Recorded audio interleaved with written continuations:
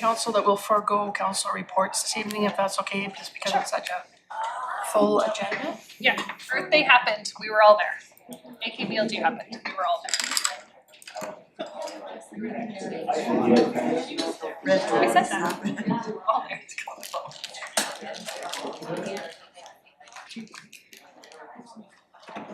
Are we on? I'm still taking my little dessert here. So it's fair, it's okay.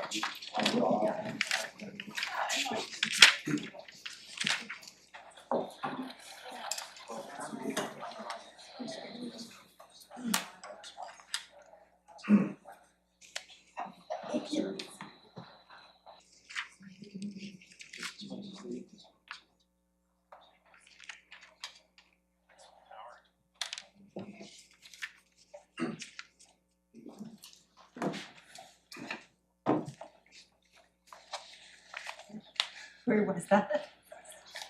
What was it? Oh. I picked them up. We have this much on the agenda. Holy smokes.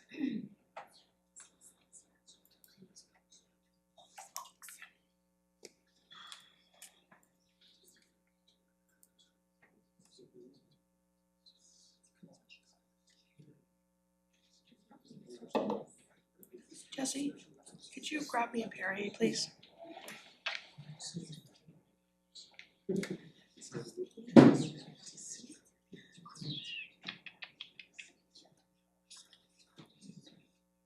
Thank you so much.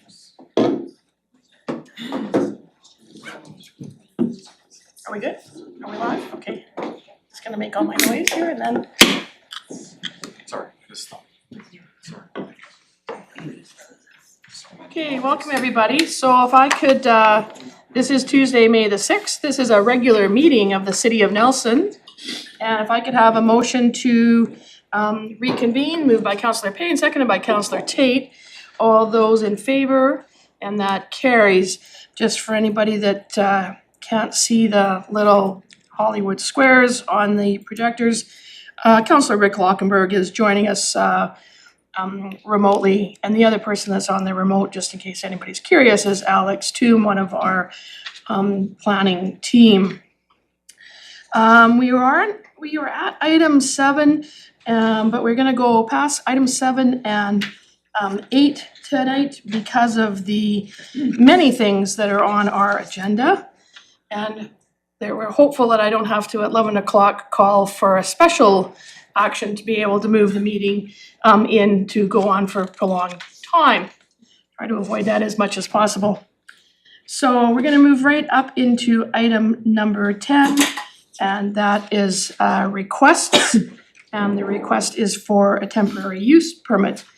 Development Services has received a temporary use permit application from Yaherb for the property located at 512 Hendrick Street. The application seeks permission for a cannabis consumption patio and cannabis retailer advertising.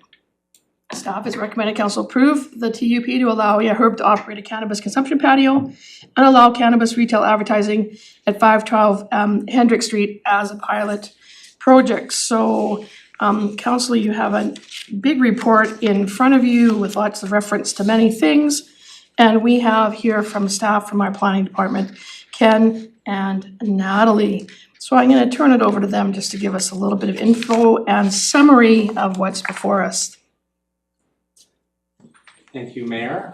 So in this presentation this evening, I'm going to start off with an overview of the application that's been submitted. I'll provide a brief summary of the analysis. The detailed analysis is in the report that's before you and also available on the city's website for those in the audience who'd like to have a look at it. So I'll talk briefly about the official community plan, the zoning bylaw, and the clean air and smoking bylaw. I'll also talk a little bit about the public engagement that's happened prior to today. I'll provide a summary of referral comments received from City of Nelson departments as well as external agencies. I'll then dive into the draft temporary use permit conditions, and then I'll end with the recommendation that's before council. So as the mayor had mentioned, there's two components to this application. There's a cannabis consumption patio and cannabis retailer advertising.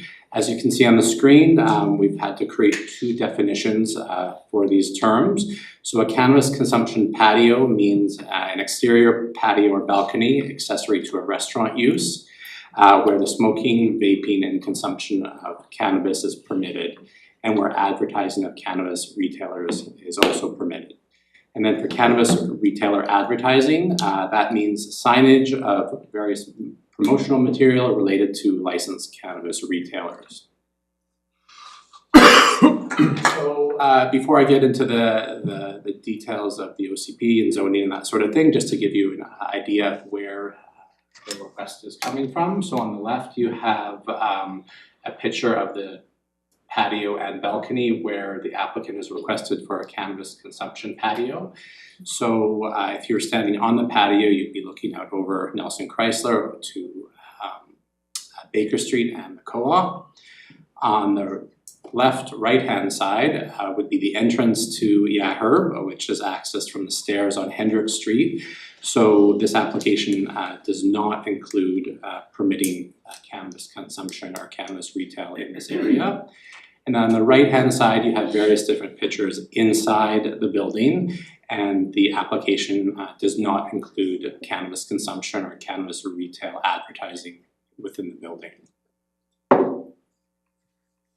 And again, just if for those of you who are more site plan oriented, this shows an area of the proposed cannabis consumption patios. So on the basement level, it's the entirety of the balcony or patio facing Baker Street, as well as a portion of the patio on the main floor, again facing primarily Baker Street with a small portion facing Hendrick Street. I will get into the more details of the temporary use permit conditions, but just to give you some visuals for now, one of the conditions within the temporary use permit is the requirement for screening along the Hendrick Street frontage of the property. So the applicant has proposed a living wall or plants and trees and flowers and that sort of thing during the spring and summer months.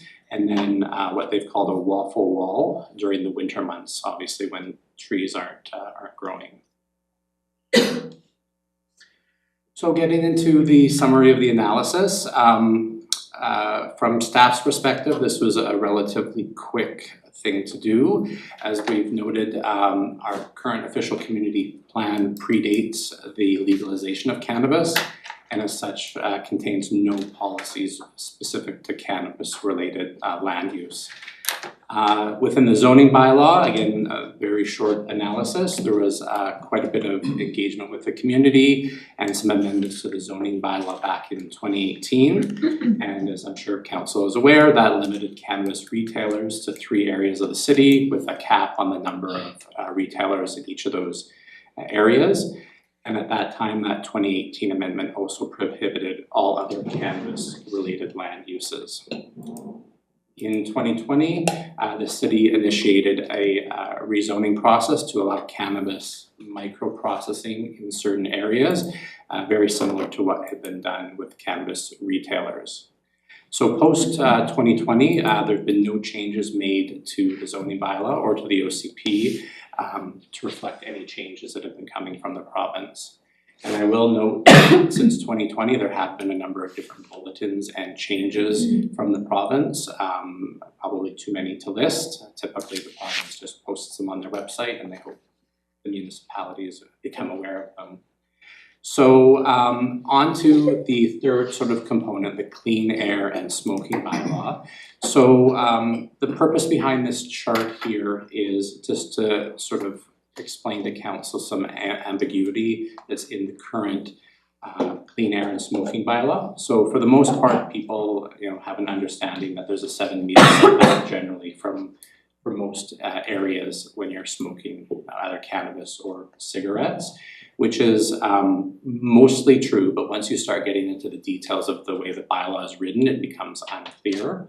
So one of the reasons why staff had brought this forward for consideration is to sort of show or highlight that, when staff are making recommendations to council, it's not always clear cut. Often we rely on our OCP and our zoning and our bylaw, but in some cases, particularly when it comes to something like the clean air and smoking bylaw, it's not always clear cut. So for example, in one section of the bylaw, it states, no person shall smoke in a park, including within a 7-meter buffer zone surrounding the park. So in the case of this particular application, historically people have referred to that portion of the Hendrick Street Road right-of-way as a park. However, strictly speaking, it's not a park. It hasn't been designated as a park.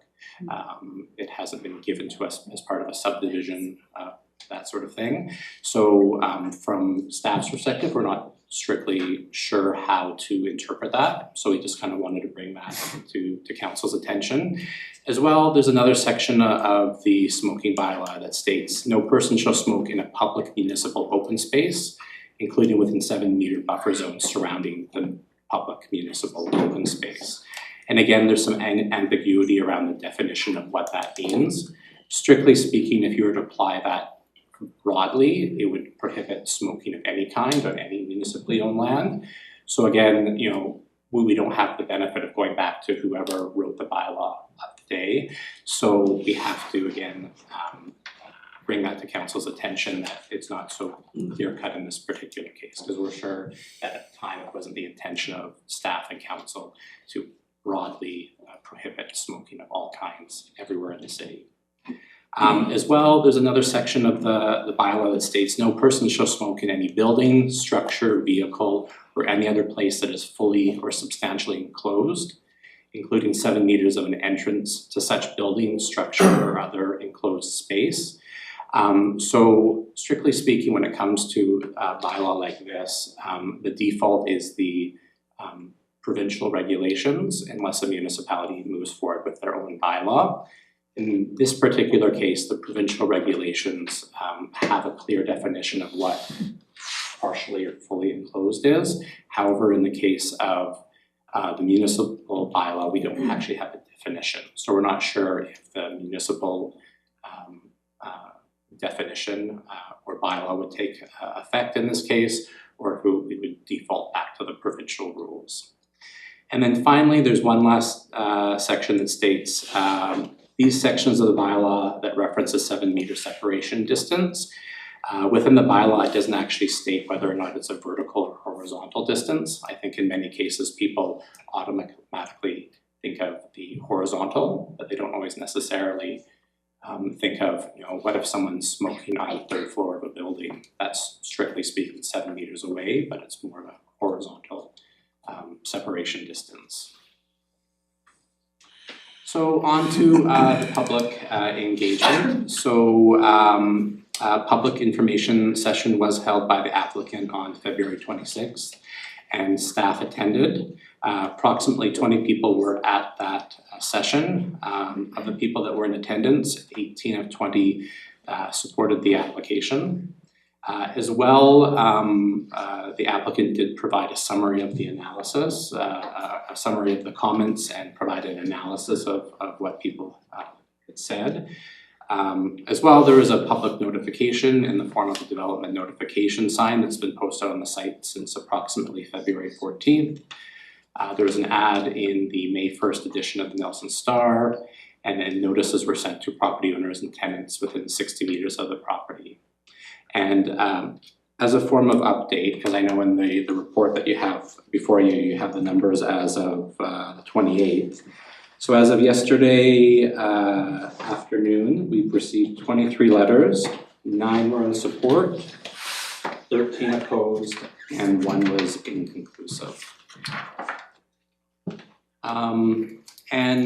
Again, because staff didn't really have a lot sort of to hang our hat on when it comes to this, we've provided one final bullet here, some benefits and disadvantages that the applicant and members of the public have provided to us. So we wanted to bring that forward to council to make you aware of sort of a general idea of what the public is thinking.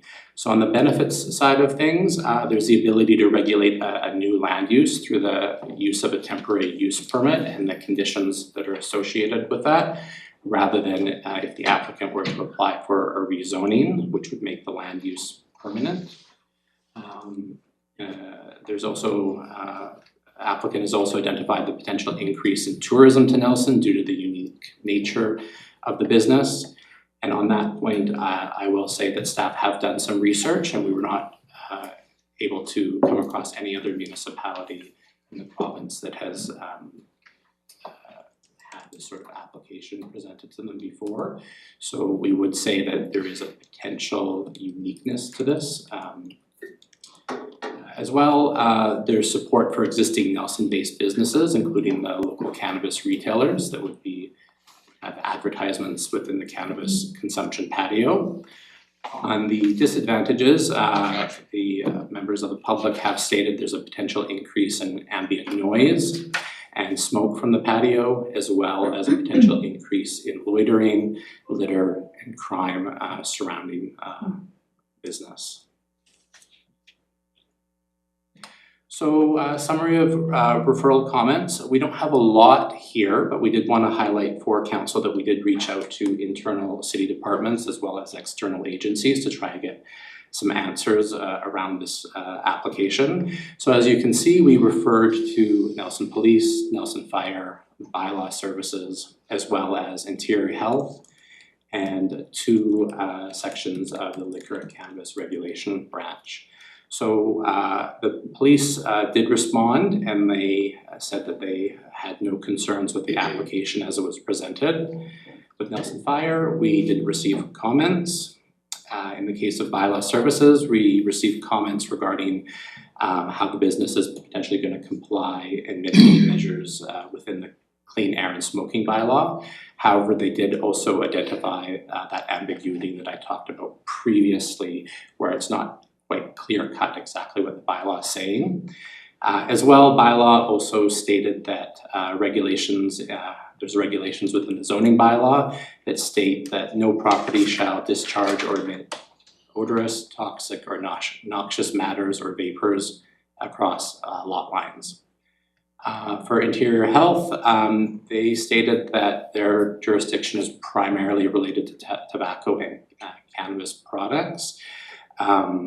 And anything else that's not a controlled substance. They also provided some health information, and when I get into the TUP conditions, you will see a condition in there around the applicant being required to have safeguards and health safeguards in place. With the Cannabis Regulation Branch, the Policy and Communications Department referred us back to the bulletin that now allows cannabis consumption on patios, provided the applicant gets approval from the municipality. As well, they also wanted to clarify that the bulletin does not allow indoor lounges or tasting rooms for cannabis consumption. It's strictly what they call hospitality patios, so exterior patios and balconies. On the Cannabis Regulation Branch, on the enforcement section, they stated that they currently have no specific guidelines or authority to regulate cannabis consumption outside of cannabis retailers. So on to the TUP conditions. Before I get into the details of this, I just wanted to sort of reinforce what I'd said previously around the fact that this is a brand new type of application, probably the first one in the province. So when we were crafting these conditions, we wanted to be aware of the fact that there's a lot of uncertainty, and but we also wanted to explore the potential opportunity to regulate cannabis consumption spaces. So I've only included some of the TUP conditions. The other ones are standard conditions that you'd see in a TUP, like the requirement to register the TUP on title and that sort of thing. These ones here are perhaps the ones that are probably more up for discussion and debate at the council table. So condition 2 is the definitions of a cannabis consumption patio, as well as a cannabis retailer advertising that I talked about previously. Next we have condition number 3 that makes the patio accessory to a restaurant use, which means that the cannabis patio and the cannabis retailing can only occur if the applicant is operating a restaurant. If the restaurant closes or they otherwise stop serving food and beverages, the patio would have to stop operating. As well, condition 5, the cannabis consumption patio is limited to those areas that I highlighted previously. Condition number 6, the patio would be restricted to patrons 19 years of age or older. The permitted hours of operation for the patio would be 10 a.m. to 9 p.m. 7 days a week. I would also highlight with this particular condition, again, staff didn't have a lot to lean on when it came to hours of operation. Within our current bylaws, we don't regulate the operation of businesses with the exception of drive-through restaurants. So technically speaking, all businesses can open 24 hours a day if they wanted to. So we worked with the applicant to come up with what we thought were reasonable hours, 10 a.m. to 9 p.m., which is roughly what the average cafe or restaurant that's serving liquor could be open, perhaps a little bit longer, but we wanted to also recognize that this particular development is in a partial residential neighborhood, so the applicant did agree to reduce the hours over what they had initially asked for. As well, there's a requirement for signage on the patio that would notify patrons that there's no smoking, no vaping, and no cannabis consumption beyond this point, i.e. once you go outside of that yellow area that had been highlighted in the previous slide, once they've gone beyond that point, they're contravening that particular TUP condition. As well, condition number 9, as I mentioned before, Interior Health did provide some health information, and one of the things that they had recommended is a condition around the applicant being required to provide disposable mouthpieces to patrons who wish to share cannabis consumption devices. Condition 10 is the screening that I had mentioned previously along the Hendricks Street frontage. So again, there would be the waffle wall in the winter and then the flower wall or tree wall in the spring and summer months. And as well, this is somewhat of a regular condition that we put in TUPs, but we wanted to sort of strengthen the wording in this because we didn't necessarily have certainty around whether or not there's compliance with WorkSafe BC, Interior Health, the Liquor and Cannabis Regulation Branch. So we put in condition 11 that says the applicant must comply with all applicable provincial and federal legislation and regulations. So if there's a situation where we become aware of the fact that the applicant is not complying with WorkSafe BC requirements or the Cannabis Regulation Branch, they would be notified and they would have to cease operation until they bring themselves into compliance with whoever the regulatory authority is. And that should actually say the resolution or recommendation. So as I had mentioned, the recommendations before council is that they approve the temporary use permit to allow the applicant to operate a cannabis consumption patio and to allow cannabis retailer advertising in the existing building at 512 Hendricks Street. Thanks. Thank you. So, council, we have before you a recommendation or options before you. If somebody wanted to move a recommendation or an option, that would be great, so we could start some discussion. Or would you prefer to have some discussion before you move up? I have a question, please. Sure. In our agenda package, there are some drawings, and I was not able to read on those drawings the distance from the patios to the sidewalk. I measured them at home and I tried again here. Are you able to decipher that for me? About how far is it from the edge of the patio to the sidewalk? from the railing. Sure, yeah.